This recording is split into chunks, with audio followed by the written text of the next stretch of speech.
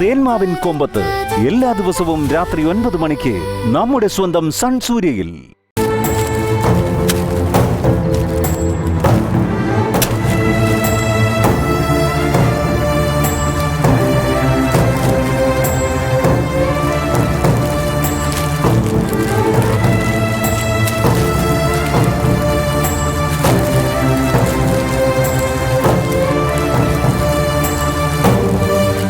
ഞാനൊരു ഭാഗ്യം കെട്ടവനാ. എനിക്കൊന്നും അടിക്കില്ല. എല്ലാ ലോട്ടറി വിൽപ്പനക്കാരും അങ്ങനെയാ. വാങ്ങുന്നവന്റെ ഭാഗ്യത്തിന് വല്ലതും അടിച്ചാലായി.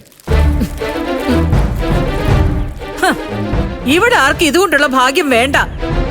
വേഗം പറഞ്ഞ പണി ചെയ്ത് തീർക്കാൻ നോക്ക്.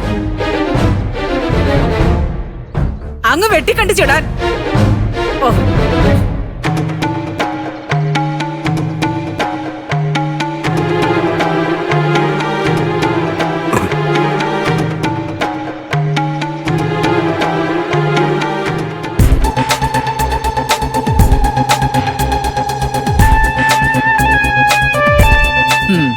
വന്നു കയറുമ്പോ നല്ല കാഴ്ചയാ.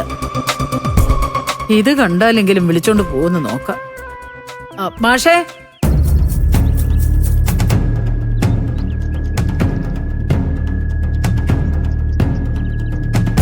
ആ എന്താ മാഷ പതിവില്ലാതെ ഈ വഴിക്ക്? ഞാൻ ഇതുവഴി പോയപ്പോ ഒന്ന് കേറിയെന്ന് മാത്രം. ആ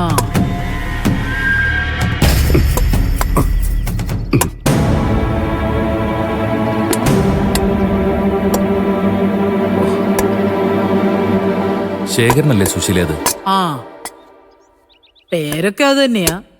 പക്ഷേ ഞങ്ങള് കാണുന്നത് എവിടുന്നോ തെണ്ടിത്തിരിഞ്ഞു വന്ന ഒരു അതിഥി തൊഴിലാളിയായിട്ടാ.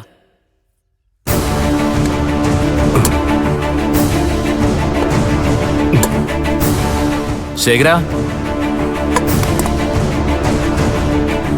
ഓ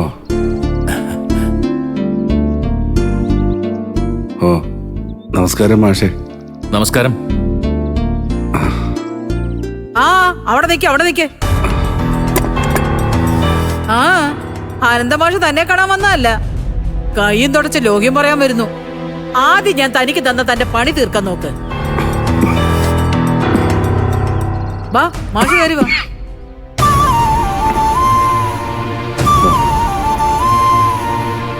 സുശീലേ, ആ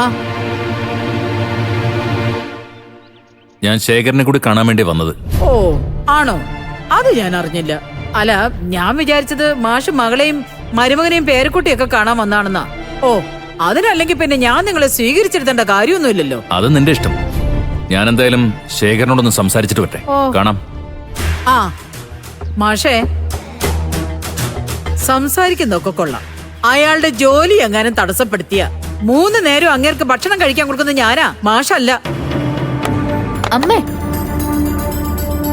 മാഷിനോട് ഇങ്ങനെയൊന്നും പറയല്ലേ. അമ്മയുടെ ദേഷ്യം തീർക്കേണ്ട വ്യക്തിയാണോ മാഷ്? എടി, വ്യക്തിത്വം ആദ്യം മാഷ് കാണിക്കട്ടെടി. ഇത് എന്റെ വീടാ. ഇവിടെ ആര് കയറി വന്നാലും ആദ്യം എന്നോട് മര്യാദ കാണിക്കണം.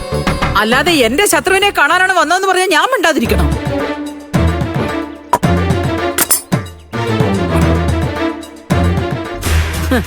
മാഷേ, ഒലിച്ചു വന്ന ഒച്ചിനെ ബാക്കിയുള്ളവരുടെ മുറ്റത്തേക്ക് തട്ടിയിട്ടതും പോരാ, അതിനെ പരിപോഷിപ്പിക്കാൻ വന്നിരിക്കുവാണോ? കൊള്ളാലോ.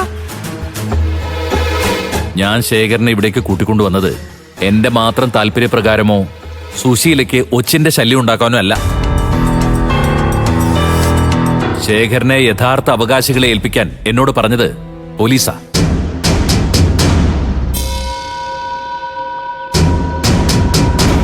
പിന്നെ ശേഖരനുമായി സംസാരിക്കാൻ സുശീല എന്നെ സമ്മതിച്ചില്ല എങ്കിൽ അയാളുടെ സുഖവിവരം തിരക്കാൻ പോലീസ് ഇങ്ങോട്ട് വരും. പിന്നെ മാഷിനെ പോലീസിന്റെ പേര് പറഞ്ഞ് പേടിപ്പിക്കുവാണോ? വന്നോട്ടെ മാഷേ, പോലീസോ പട്ടാളോ ആര് വേണേലും വരട്ടെ. ദേ, ഇയാള് പണ്ട് എന്നോട് ചെയ്തൊക്കെ ഞാൻ അവരോട് പറഞ്ഞു കൊടുക്കാം. അമ്മ അമ്മ ഇങ്ങോട്ട് വന്നേ.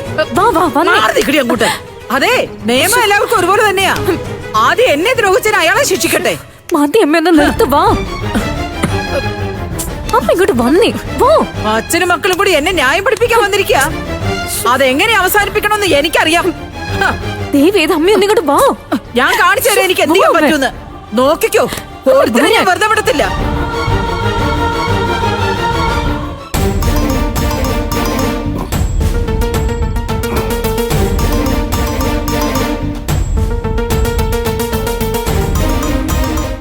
മാഷേ,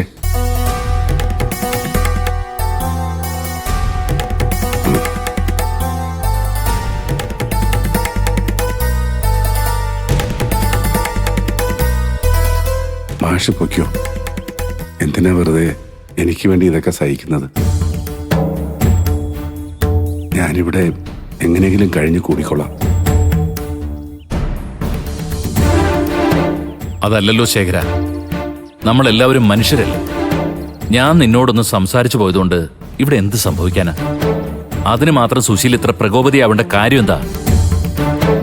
മാഷെ, മാഷ് ക്ഷമിക്കണം. അമ്മ ഈടെയായിട്ട് ഇങ്ങനെയാ. ഇദ്ദേഹത്തെ കാണുന്നതേ അമ്മയ്ക്ക് വെറുപ്പാ. അതുകൊണ്ടുണ്ടാവുന്ന സമാധാനക്കേട് ഇപ്പൊ ഞങ്ങളും കൂടി അങ്ങ് അനുഭവിക്കുക. ശരി, ഞാൻ ശേഖരനുമായിട്ടൊന്ന് സംസാരിച്ചു നോക്കട്ടെ. എന്തിനൊരു പരിഹാരം ഉണ്ടല്ലോ. വരൂ ശേഖര, നമുക്കകത്തിരുന്ന് സംസാരിക്കാം. മാഷേ, അത് ശേഖരൻ പേടിക്കൊന്നും വേണ്ട. ഇതേ എന്റെ മകളെ കല്യാണം കഴിച്ചോണ്ട് വന്ന വീടാ. ആ ഒരു സ്വാതന്ത്ര്യമൊക്കെ എനിക്ക് ഇവിടെ ഉണ്ട്. ശേഖരൻ വന്നേ, വാ.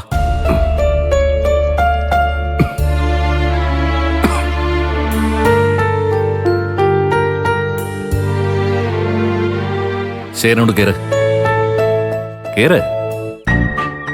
അങ്ങോട്ട് കേറ് ശേഖര. ആ മോളെ സോനെ, കുടിക്കാനായിട്ട് കുറച്ച് വെള്ളം വേണം. ചായ എടുക്കട്ടെ മാഷെ? ആയിക്കോട്ടെ, എന്നാ ചായ തന്നെ ആവാം. കൊണ്ടുവരെ. ശരി. വാ ശേഖര, നടക്ക്.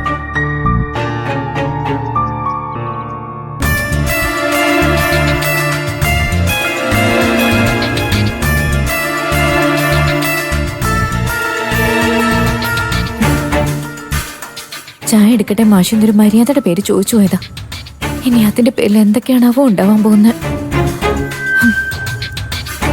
എന്തായാലും പറഞ്ഞു പോയില്ലേ, എടുത്തേക്കാം. അമ്മയുടെ വായിരിക്കുന്ന കേട്ടാ മതിയല്ലോ.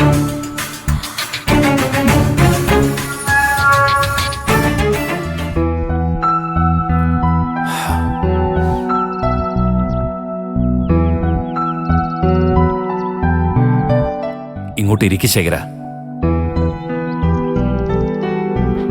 കുഴപ്പമില്ല മാഷേ, ഞാനിവിടെ നിന്നോളാം. ഇരിക്കടോ, ഇങ്ങോട്ടിരിക്കേ.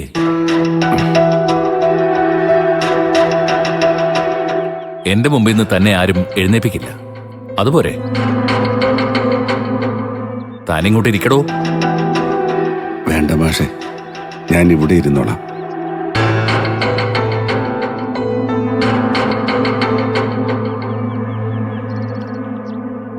അത് മാഷേ, ഞാൻ കാരണം മാഷ് അവമാനിക്കപ്പെടണ്ട.